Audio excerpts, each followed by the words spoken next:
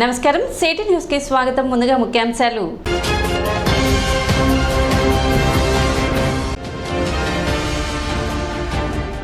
Vijayawada civil supplies కార్యాలయంలో అధికారులతో సమావేశం నిర్వహించిన మంత్రి నాదెండ్ల మనోహర్.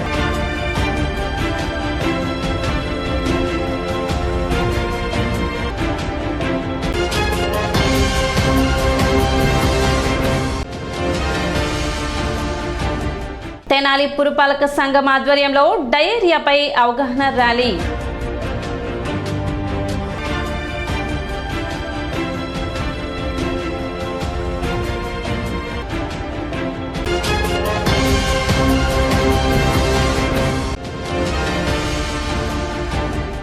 ఈ నెల 7వ తేదీన జరగనున్న మానవతా స్వచ్ఛంద సంస్థ నూతన కార్యవర్గ ప్రమాణ స్వీకార కార్యక్రమం.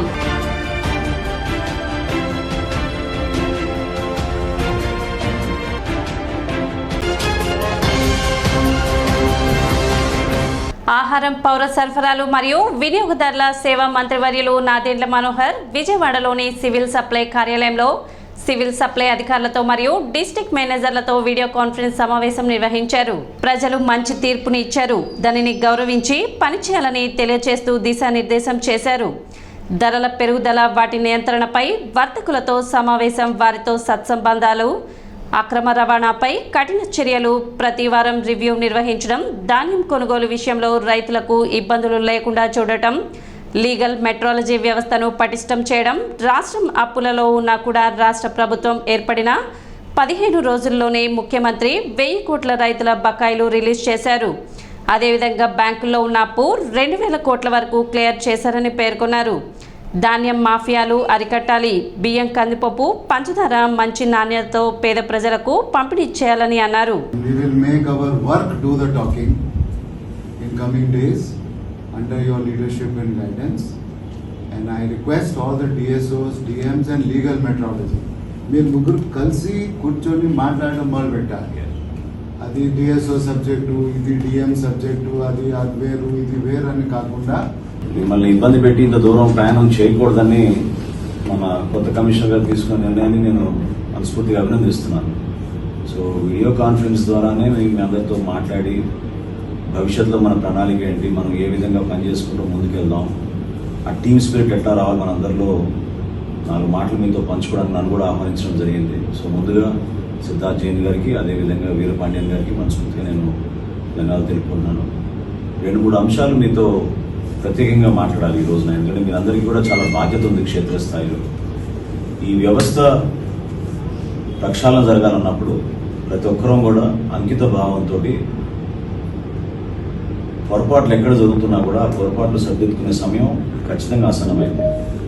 సో గతంలో జరిగింది జరిగిపోయింది, రాబోయే రోజుల్లో మనం ఏం చేయాలి, దీనిపైన మనం దృష్టి సారించాల్సిన కొన్ని అంశాలు ఈరోజు 3-4 పాయింట్స్ కమిషనర్ గారు ఐడెంటిఫై చేశారు.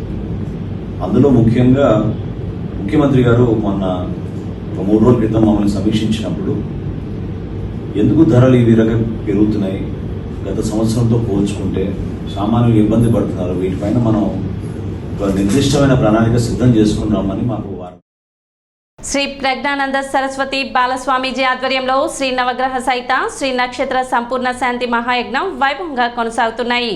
జూన్ 13వ తేదీ నుండి జూలై 11వ తేదీ వరకు పట్టణ గంగానమ్మపేటలోని శ్రీ విద్యాపీఠం నందు అత్యంత వైభవంగా నిర్వహిస్తున్నారు. ఇందులో భాగంగా 5వ తేదీ గురువారం జ్యేష్ఠ అమావాస్య సందర్భంగా శ్రీ లలిత మహాత్రిపుర సుందరి అమ్మవారికి శ్రీచక్ర మహాత్రిపుర సుందరి శ్రీచక్రానికి 1,00,000 మల్లెల పుష్పార్చన కైంకర్యం అత్యంత వైభవంగా నిర్వహించారు. భక్తులు విశేష సంఖ్యలో పాల్గొని బాలస్వామీజీ కార్యక్రమాన్ని పర్యవేక్షించారు.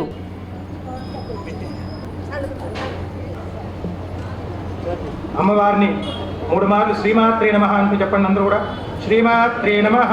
సైన్యాధ్యక్షురాలైనటువంటి రోజులు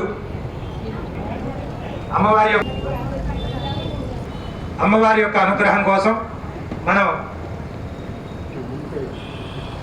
మీ అందరికీ కూడా లలితా సహస్రనామం చాలా బాబు రమద్ద బ్రహ్మాండ మండల చంపకాశోక పున్నాగసోగంధి కలసాహతనం మీనాభలోచన చంపక పుష్పాభనాసా దండ విరాజిత తారాకాంత రసమాంగళ్య సూత్ర శోభిత కల్సని ఆభ్యాల బాల రోమాయ సత్కవీకణే రత్న కింకిణి కారం వ్యసనా దామభూతానుడతం స్కందనాథా పురస్కృతా కాలదోషితా చక్రప్రాణహరణమారాహి దీర్ఘనందితా రామేశ్వర ముఖాలోక కల్పిత శ్రీ గణేశ్వర గణేశ నిర్భన్న విభ్యయంత్ర ప్రహర్షితా అన్నాసురేంద్ర నిర్మలే గుణజోగిని అపురాతమయ అంతఃస్థరమయ జారతత్పర.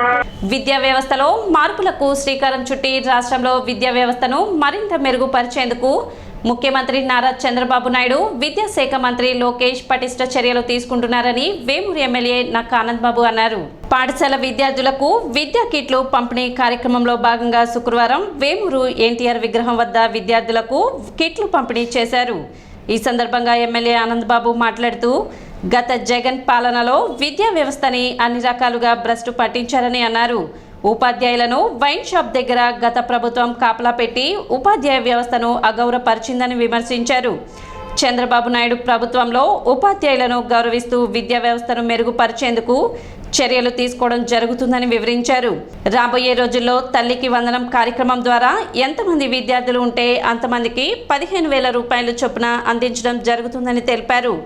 విద్యార్థులకు ఇచ్చే విద్యా కిట్లు దగ్గర నుంచి చెక్కుల వరకు అన్ని కమిషన్లు దండుకుంటున్నారని, స్వాతంత్ర సమరయోధులు లాగా విద్యార్థులు బ్యాగులపై జగన్ ఫోటో వేయించుకున్నాడని, ఆర్థిక ఉగ్రవాది జగన్మోహన్ రెడ్డి అని ఆయన్ని చూసి విద్యార్థులు ఏమి నేర్చుకోవాలో ఆయనే చెప్పాలని, లోకేష్ ఆధ్వర్యంలో విద్యాశాఖను ప్రక్షాళన జరుగుతుందని, రాష్ట్రంలో రాబోయే రోజుల్లో చంద్రబాబు నాయుడు పవన్ కళ్యాణ్ ఆధ్వర్యంలో సంక్షేమంతో కూడిన అభివృద్ధి పాలన జరుగుతుందని తెలిపారు.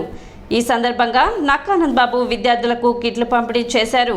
కార్యక్రమంలో తహసీల్దార్, ఎంపీడీఓ, ఎంఈఓలు, 5 మండలాల ఉపాధ్యాయులు, విద్యార్థులు, టీడీపీ నాయకులు తదితరులు పాల్గొన్నారు. ఎమ్మెల్యేగా ఎన్నికైన తర్వాత 3వ పర్యాయం నియోజకవర్గానికి ఎన్నిక కావడం జరిగింది. ఓ మంచి కార్యక్రమం మొన్న 1వ తేదీ చంద్రబాబు నాయుడు గారి నేతృత్వంలో సామాజిక భద్రతను కోరి ఇచ్చినటువంటి పెన్షన్లో ఓ బ్రహ్మాండమైనటువంటి కార్యక్రమంలో పాల్గొన్నాను 5 మండలాల్లో. ఆ తదుపరి 2వ కార్యక్రమంగా ఈ చిన్నారులకు కిట్లు అందజేసేటటువంటి కార్యక్రమం. ఎంఈఓస్ పెద్దలు చెప్పారు 117 మీరు చెప్పింది అది మేము అపోజిషన్లో కూడా దాని మీద పూర్తిగా స్టడీ చేయడం జరిగింది.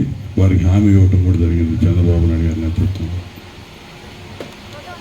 విద్యా వ్యవస్థని పటిష్టపరచుకోవాలి, సమూల మార్పులు తీసుకురావాలి, పేదవాడికి కార్పొరేట్ స్థాయి విద్యని అందించాలనే లక్ష్యం కలిగినటువంటి వ్యక్తి చంద్రబాబు నాయుడు గారు. అది ఈరోజు కాదు, ఇవాళ చంద్రబాబు నాయుడు గారు ముఖ్యమంత్రి 4వ పర్యాయం అయ్యాడు. ఎప్పుడు ఆలోచించినా ఈరోజు 3rd క్లాసో 5th క్లాసో 7th క్లాసో చదువుతున్నటువంటి విద్యార్థి 10 ఏళ్ల తర్వాత 20 ఏళ్ల తర్వాత వాళ్ళ భవిష్యత్తు ఏ విధంగా ఉంటుందని ఉండాలి అని ఆలోచన చేసి సమాజాన్ని ముందుకు నడిపించేటటువంటి నాయకుడు చంద్రబాబు నాయుడు. ముందు చూపు, విజనరీ ఉన్నటువంటి నాయకుడిగా ఇవాళ చంద్రబాబు నాయుడు గారు మళ్ళీ కావాలని చెప్పి ప్రజలు కోరుకొని 5 ఏళ్ల క్రితం ఏదైతే తప్పు చేశారో అటువంటి వ్యక్తి పరిపాలనకు అసలు ఏమాత్రం పనికిరాడని చెప్పి ఘోరాతి ఘోరంగా ప్రజలు ఓడించారు.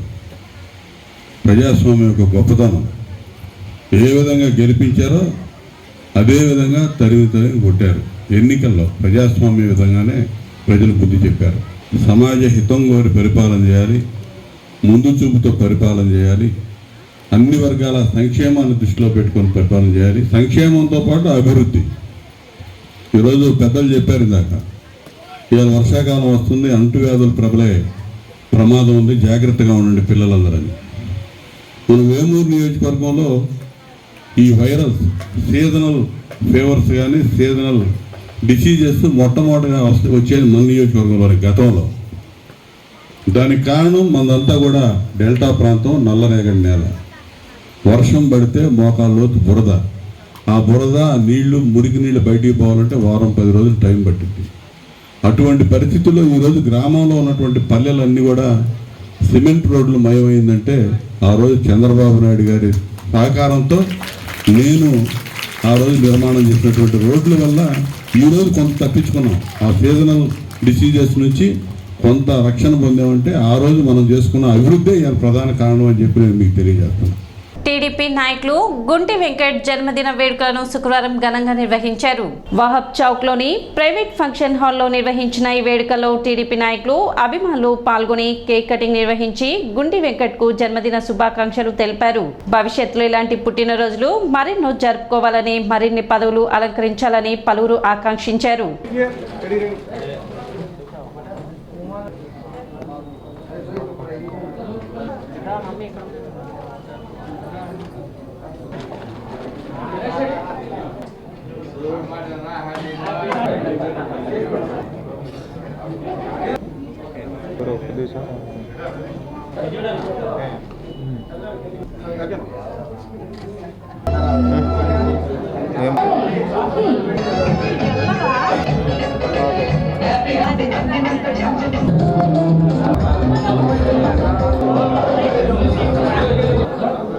మా తమ్ముడు గుంటి వెంకట్ 40వ జన్మదినం సందర్భంగా బంధువులు, స్నేహితులు, శ్రేయోభిలాషులందరి సమక్షంలో అంగరంగ వైభవంగా జన్మదిన కేక్ కట్ చేసుకొని శుభాకాంక్షలు తెలియజేయడం జరిగింది. అందరి తరఫున, మరి ముఖ్యంగా ఆల్పాటి రాజేంద్ర ప్రసాద్ గారి తరఫున, తెలుగుదేశం పార్టీ తరఫున గుంటి వెంకట్కి జన్మదిన శుభాకాంక్షలు తెలియజేస్తున్నాను. నిండు నూరేళ్ళు ఆయురారోగ్యంతో పాటు సమాజానికి ఉపయోగపడేలాగా, సంఘానికి ఉపయోగపడేలాగా తన జీవనం కొనసాగాలని, చిన్న కుటుంబంలో పద్మశాలి కుటుంబంలో జన్మించిన, కుటుంబ పరంగా ఆర్థిక పరంగా ఎటువంటి తోడ్పాటు లేకపోయినా బంగారు పని వృత్తిలో ఇంతంతై వడ్డీనింతాయని చెప్పేసి ఆర్థికంగా ఎదగటమే కాకుండా సంఘానికి, పద్మశాలి సంఘానికి, అదేవిధంగా ఆధ్యాత్మిక కార్యక్రమాల్లో కూడా తన వంతు సహకారంగా తనకు ఉన్నటువంటి ఆర్థిక వెసులుబాట్లు 10 మందికి ఉపయోగపడేలాగా తన జీవనం కొనసాగుతుంది.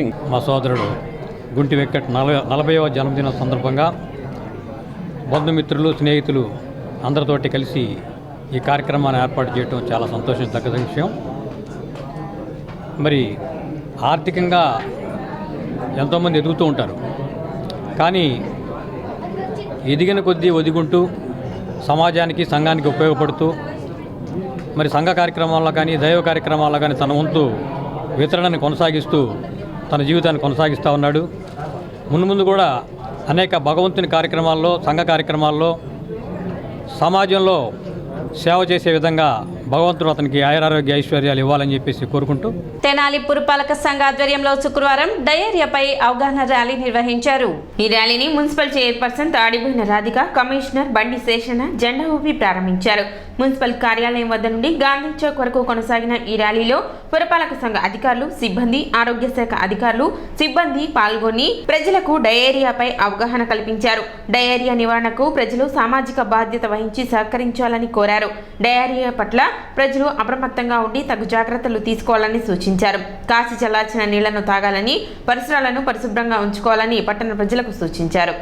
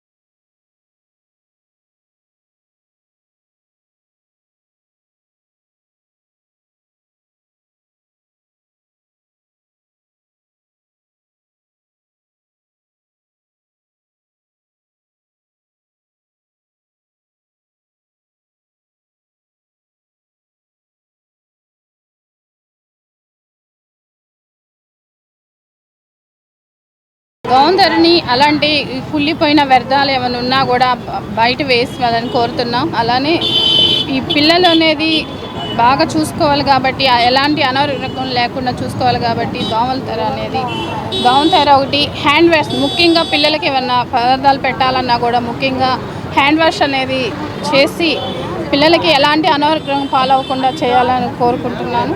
అలానే మీరు కూడా చుట్టుపక్కల లోపల ఏమన్నా కుళ్ళిపోయినా ఏదైనా కానీ ఏదన్నా వర్ష నీళ్ళు నిలవన్నా కూడా వాటిల్లో దోమలన్నీ ఉత్పత్తి అనేది పెరుగుతుంది. కాబట్టి ప్రజలందరికీ చెప్పేదంటే ఒకసారి గమనించండి. మనం రోగాల్ని మనం కొని తెచ్చినట్టే మీరు ఒకసారి గమనించి మీ చుట్టుపక్కల ఏదైనా సరే పనికిరాని వ్యర్థాలు ఏమైనా ఉంటే బయట పడేయాలని కోరుకుంటున్నాను. కూలర్లో కూడా వేస్ట్ వాటర్ అనేది ఉంటుంది, వాటిల్లో కూడా దోమలు అనేది పెరుగుతాయి. కాబట్టి అవి ఒకసారి చూసుకోవాలని కోరుకుంటూ, అలానే మీరు ఆరోగ్యం ఉండాలనేదే మాకు ధ్యేయం కూడా. అందుకే ఈ సిల్ట్ కానివ్వండి ఇలా శానిటేషన్ మీద అని అధికారితో చెప్పి మేము కూడా చేపిస్తున్నాం. మాకు సహకరిస్తున్నారు మంత్రి గారు కూడా. 0 to 5 years లోపు ఉన్న పిల్లలు 0 డెత్, ఒక్క డెత్ కూడా డయేరియా వలన అవ్వకూడదనేది ముఖ్య ఉద్దేశము. కాబట్టి దానికి గురించి మనము ఏఎన్ఎంస్ ద్వారా మన యూపీఎస్సీలోనూ అన్ని దగ్గర కూడా మనం అవగాహన కార్యక్రమాలు కండక్ట్ చేస్తున్నాము. పిల్లలు ముఖ్యంగా 6 నెలల తర్వాత తల్లిపాలతో పాటు మనము వీలింగ్ స్టార్ట్ చేస్తాం. అంటే మన ఇంట్లో ఉన్న ఫుడ్లు, అన్నం, వాటర్ తాగిస్తాము. ఈ టైంలో తీసుకోవాల్సిన జాగ్రత్తలు చాలా ఉంటాయి. చిన్నపిల్లలు చాలా వల్నరబుల్ ఏజ్ ఉంటుంది డయేరియా గురించి. మన పెద్దలు ఇంట్లో డయేరియా ఎక్కువైనప్పుడు ఏం చేస్తారంటే పిల్లలు మళ్ళా నీళ్లు తాగితే విలోచన చేస్తారు, వాంతి చేస్తుందని చెప్పేసి ఇవ్వటం ఆపేస్తారు. అది ఒక చేసే పెద్ద తప్పు మన పెద్దలు చేసేది. ఎంత నీరు మోషన్ రూపంలో కానీ వామిటింగ్ రూపంలో కానీ పోతుందో అంత మనం రీప్లేస్ చేయాలి. ఈ క్యాంపెయిన్ ను జూలై 1వ తారీఖు నుంచి ఆగస్టు 30వ తారీఖు వరకు చేస్తా ఉన్నాం. దీనిలో భాగంగా గౌరవ మంత్రులు శ్రీ ఆదిల గారు ఇచ్చినటువంటి ఆదేశాలకు అనుగుణంగా మన పట్టణంలో అందరం కలిసి ఒక గొప్ప అవగాహన ర్యాలీ చేయబోతున్నాం. దీని యొక్క ప్రధానమైనటువంటి లక్ష్యం ఏంటంటే అందరూ గమనించుకోవాలి. ఈ యొక్క డయేరియా అనేటువంటి వ్యాధి దేని వల్ల వస్తుంది అనేటువంటి విషయాన్ని గమనిస్తే 2 కారణాల వల్ల వస్తుంది. ఒకటి నీటి కాలుష్యము, 2 ఆహార కాలుష్యం. ఈ 2 కాలుష్యాలను అనుకుంటున్నాం. కానీ ఈ 2 కాలుష్యాలతో దూరంగా ఉంటే ఇంకా మనకు ఈ యొక్క డయేరియా వ్యాధి రాదు. అమర గాయకులు మహమ్మద్ రఫీ వర్ధంతి సందర్భంగా ఈ నెల 7వ తేదీ సంకీర్తన బృందం ఆధ్వర్యంలో మ్యూజికల్ నైట్ నిర్వహిస్తున్నట్లు సంస్థ ప్రతినిధి పురుషోత్తమరావు తెలిపారు. కొత్తపేటలోని రామకృష్ణ కవి కళాక్షేత్రం నందు ఈ కార్యక్రమం నిర్వహించడం జరుగుతుందని, ప్రముఖ గాయకులచే మహమ్మద్ రఫీ పాటలు ఆలపించడం జరుగుతుందని సంగీత ప్రియులు మహమ్మద్ రఫీ అభిమానులు ఈ కార్యక్రమంలో పాల్గొని విజయవంతం చేయాలని డాక్టర్ పురుషోత్తమరావు కోరారు. అమర గాయకుడు మహమ్మద్ రఫీ 44వ వర్ధంతిని పురస్కరించుకొని ప్రతి సంవత్సరం మేము జూలై నెలలో నిర్వహించే సంకీర్తన సంస్థ తరపున కార్యక్రమం మహమ్మద్ రఫీ మ్యూజికల్ నైట్ ఎల్లుండి ఆదివారం తెనాలి రామకృష్ణ కవి కళాక్షేత్రంలో సాయంత్రం 6:30 నుంచి ఖచ్చితంగా 9 గంటల వరకు జరుగుతుంది. ఈ కార్యక్రమంలో విశిష్టమైన ఆర్కెస్ట్రాతో పాటుగా మహమ్మద్ రఫీ పాటలు పాడే ప్రత్యేక గాయకుల్ని 2 హైదరాబాద్ నుంచి, ఒకరిని కొన్నూరు నుంచి, మరొకరు 2 తెనాలి నుంచి అందరిని తీసుకొచ్చి ప్రత్యేకంగా రఫీ అభిమానుల కోసం ఇది మా సంస్థ నిర్వహిస్తున్న 5వ కార్యక్రమం. ఈ కార్యక్రమానికి మహమ్మద్ రఫీ అభిమానుల్ని అందరినీ, సంగీత ప్రియులందరినీ మా సంకీర్తన సంస్థ తరపున నేను, మా సెక్రటరీ రాజేశ్వరరావు గారు సాదరంగా ఆహ్వానిస్తున్నాం. ఇందులో పాల్గొనే గాయకులు షానవాజ్ అహ్మద్ హైదరాబాద్ నుంచి, మిసెస్ శారదా రాజా హైదరాబాద్ నుంచి, అలీఖాన్ గారు కొన్నూరు నుంచి, షేక్ సైదా తెనాలి నుంచి, మల్లిక తెనాలి నుంచి, మరియు వాళ్ళతో పాటుగా నా ఉత్సాహం కొద్దీ నేను కూడా మధ్యలో పాల్గొంటూ ఈ కార్యక్రమాన్ని నిర్వహించబోతున్నాం. శ్రీ తిరుమల తిరుపతి దేవస్థానంలో హిందూ ధర్మ ప్రచార పరిషత్ గుంటూరు శాఖ ఆధ్వర్యంలో జరుగుతున్న ధార్మిక సాంస్కృతిక ఆధ్యాత్మిక కార్యక్రమాలు శుక్రవారంతో ముగిశాయి. ఈ నెల 1వ తేదీ నుండి 5వ తేదీ వరకు కొత్తపేటలోని శ్రీ రుక్మిణి సత్యభామ సమేత గోవర్ధన స్వామి దేవాలయంలో జరుగుతున్న కార్యక్రమాల్లో భాగంగా చివరి రోజు కుంకుమ పూజ స్థానిక సుహాసినులచే వైభవంగా నిర్వహించారు. కార్యక్రమంలో భక్తులు అధిక సంఖ్యలో పాల్గొన్నారు. పెరవలి వంశీకృష్ణ, అందే బాలచంద్రమౌళి, మాదల సాయి, వెంకట హనుమంతరావు, తమిరిస రఘు, నందికంటి రామాంజనేయులు కార్యక్రమాలను పర్యవేక్షించారు.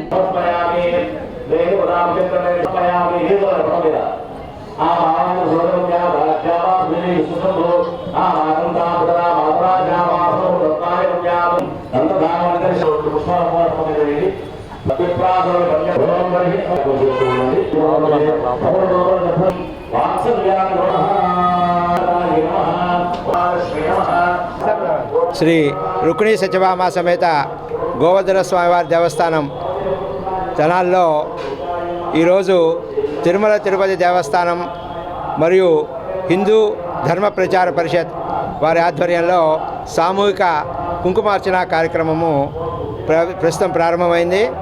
గత 4 రోజులుగా హిందూ ధార్మిక ప్రచార పరిషత్లో భాగంగా నోరి నారాయణమూర్తి గారు, మునుకొట్ల విశ్వనాథ శర్మ గారు భాగవత, భారత, రామాయణ ప్రవచనాలు వారు చేశారు. ఇవాళ సామూహిక కుంకుమార్చన కార్యక్రమం సుమారు 150 మంది మహిళల చేత జరిపించబడుతోంది. తిరుమల తిరుపతి దేవస్థానంలో హిందూ ధర్మ ప్రచార పరిషత్ గుంటూరు జిల్లా శాఖ ఆధ్వర్యంలో మన రుక్మిణి సత్యభామ సమేత శ్రీ గోవర్ధనేశ్వర స్వామి దేవాలయంలో గత 4 రోజులుగా కార్యక్రమాలు నిర్వహిస్తూ ఉన్నాము. ఈ కార్యక్రమంలో భాగంగా ఈ రోజున సామూహిక కుంకుమార్చన మహిళా మణులచే నిర్వహింపబడుతోంది.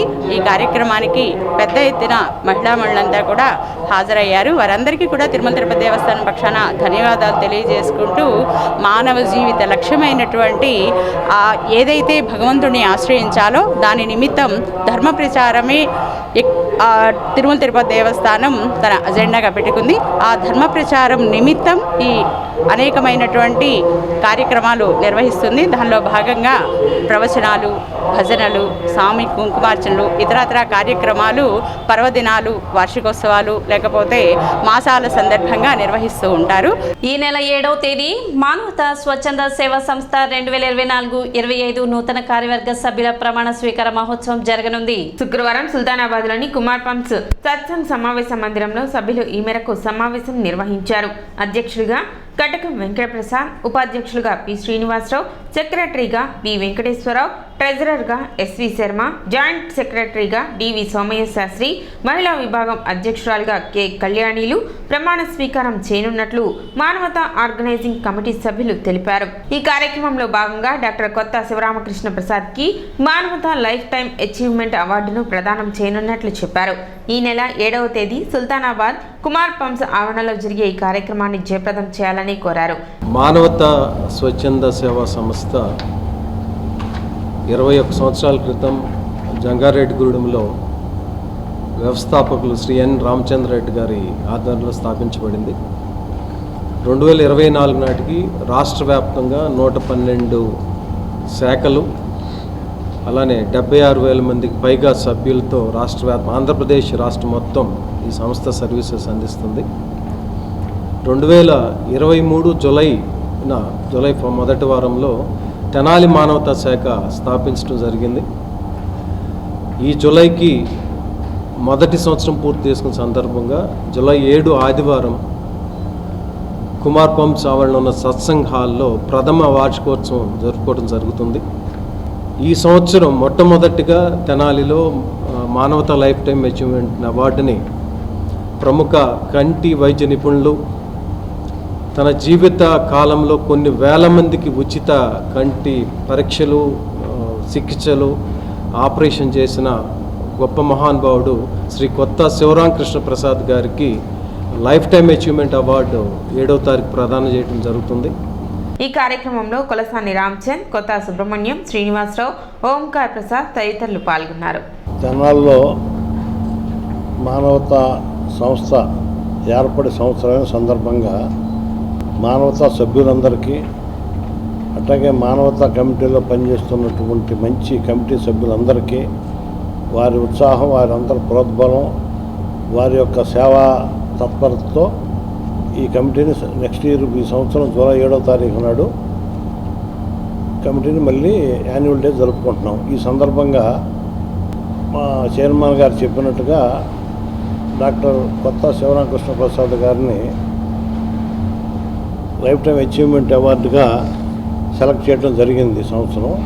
అట్లాగే ప్రతి సంవత్సరం కూడా జరపాలని కమిటీ సభ్యులు తీర్మానం చేశారు. అట్లాగే ఎంతోమంది సీనియర్ సిటిజన్స్ ఇళ్ళకెళ్ళి మా వాళ్ళు పలకరించి వచ్చి చక్కగా వాళ్ళ ఆనందాన్ని లైఫ్ టైం కూడా పెరిగిందన్నట్టుగా కొంతమంది భావించిన పెద్దలు ఉన్నారు.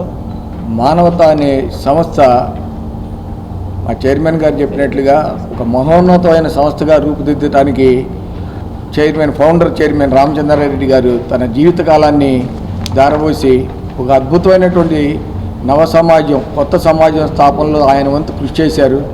దీన్ని ముందుకు తీసుకెళ్లాల్సిన బాధ్యత ఈ ఉభయ రాష్ట్రాల్లో, మరీ ముఖ్యంగా ఆంధ్ర రాష్ట్రంలో ప్రతి పౌరుడి మీద ఉంది.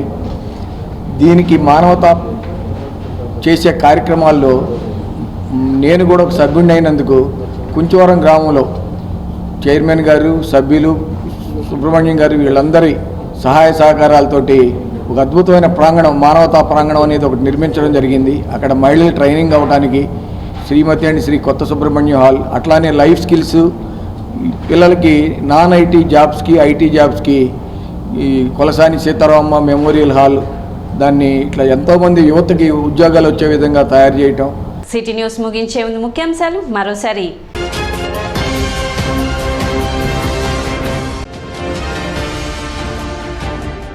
విజయవాడ సివిల్ సప్లైస్ కార్యాలయంలో అధికారులతో సమావేశం నిర్వహించిన మంత్రి నాదెండ్ల మనోహర్.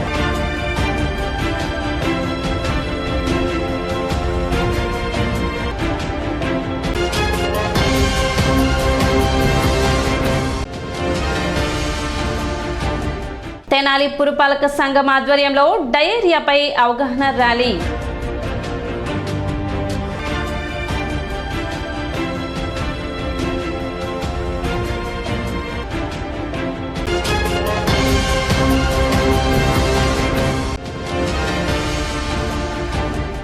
ఈ నెల 7వ తేదీన జరగనున్న మానవతా స్వచ్ఛంద సంస్థ నూతన కార్యవర్గ ప్రమాణ స్వీకార కార్యక్రమం.